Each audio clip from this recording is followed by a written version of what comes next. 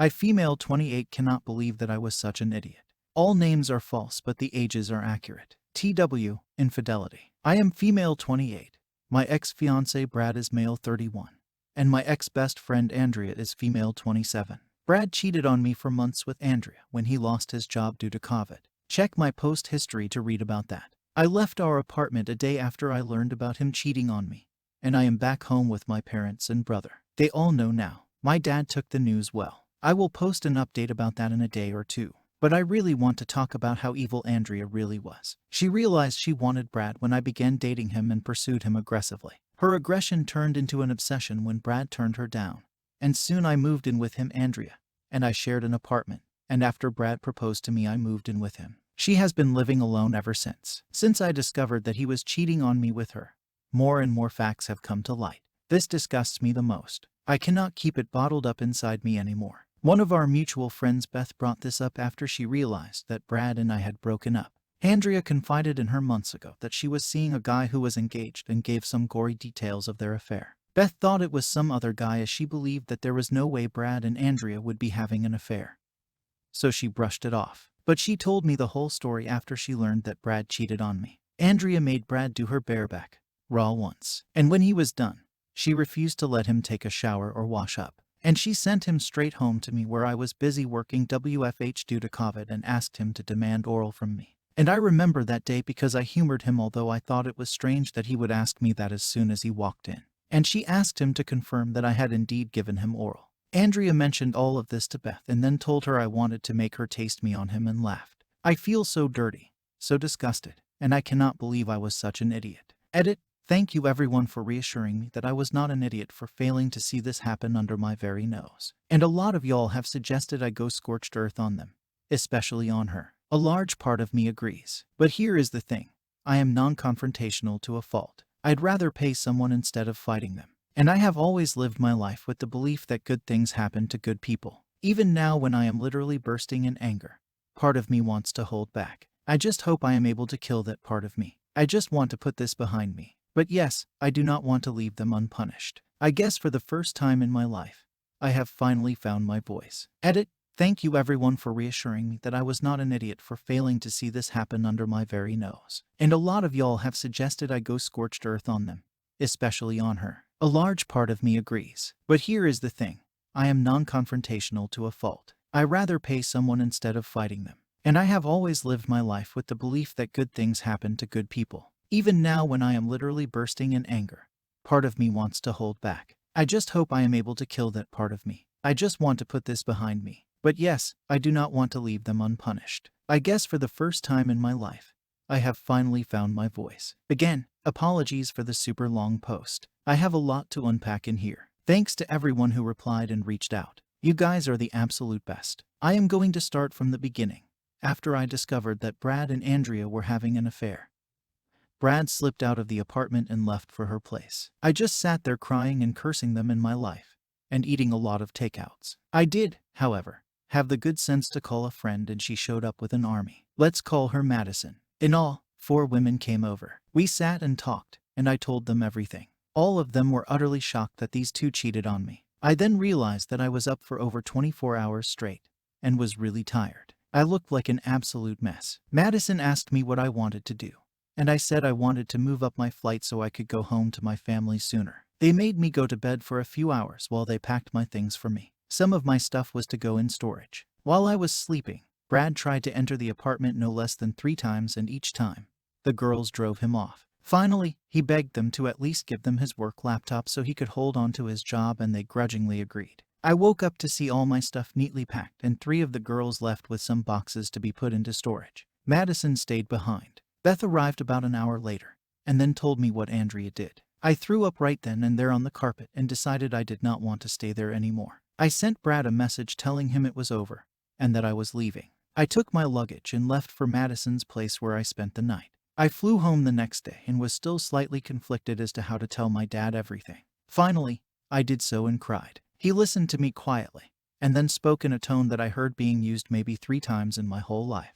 Usually soon after that tone is used, someone dies or comes really close. He took his phone and walked out of the house onto the lawn and screamed blue murder at Brad for 20 minutes straight. After a lot of deliberation, It was decided that Andrea's family was to be told everything from my side, and Brad's family too. Nothing would be made public unless it really had to be. So yesterday was probably one of the most momentous days of my life. I went to church and met Andrea's family, who greeted me warmly. They asked me what I was doing in town and asked if Brad had come along too. It was at this moment I realized that they knew nothing. Andrea turned out to be such a coward that she did not talk about what happened at all. We had decided that we would not say anything in public, so we invited them home, and I told them everything.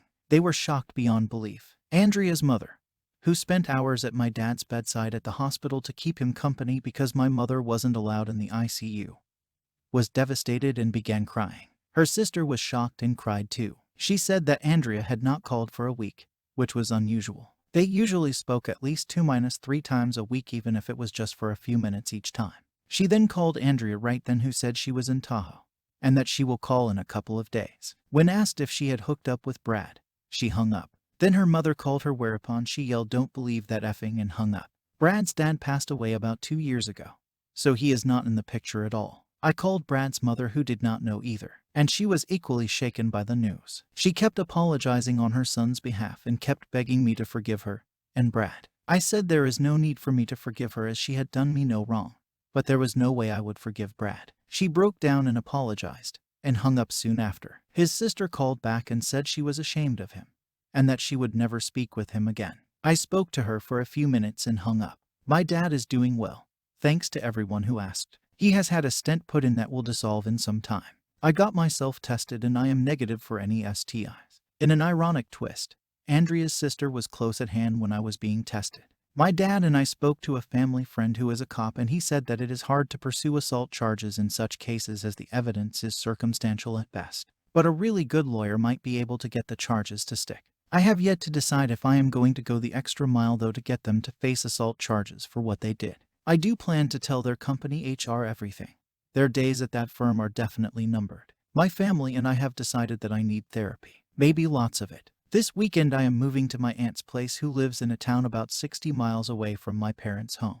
There are some therapists there, and I might stay there for as long as therapy takes. I will visit my parents on weekends or as often as I can. I have spoken to my boss and my boss's boss too, and they have been very understanding and accommodating. I will live in my home state for a few months at least, and return to the West Coast city where I stayed only after I have gotten over this ordeal. The time difference might make things a bit difficult, but the knowledge that I am far away from them and close to my family is something that will see me through. I am not sure when my next update might appear here, but right now I am still struggling with what transpired in the last week. Indeed, with what happened in the last year or so. By my calculations, Brad began cheating on me with her approximately a year ago, which is absolutely appalling to me. If only he had said it was not working out, or asked me not to take the promotion, or just told me that I spent too much time at work. Would things have been different then? He was such a funny, smart, and kind guy when we met, and stayed that way pretty much till he lost his job. And Andrea, the less said, the better. I feel nothing but hatred for her now. Again, thank you so much for everything. A lot of you have expressed anger and outrage at how I was treated, and I respect that. I know I am in your thoughts and prayers and good wishes, and I have no doubt that I will bounce back from this. Right now, I am a work in progress, and I intend to keep working on myself. Wishing you all love and health and peace and prosperity. Story 2. My ex-wife and I divorced 3 years ago after being married for 7 years. There were a lot of problems in our relationship. My wife wanted another kid. I did not, and there were issues with finances as well at the time, so we divorced. I was the one who initiated the proceedings.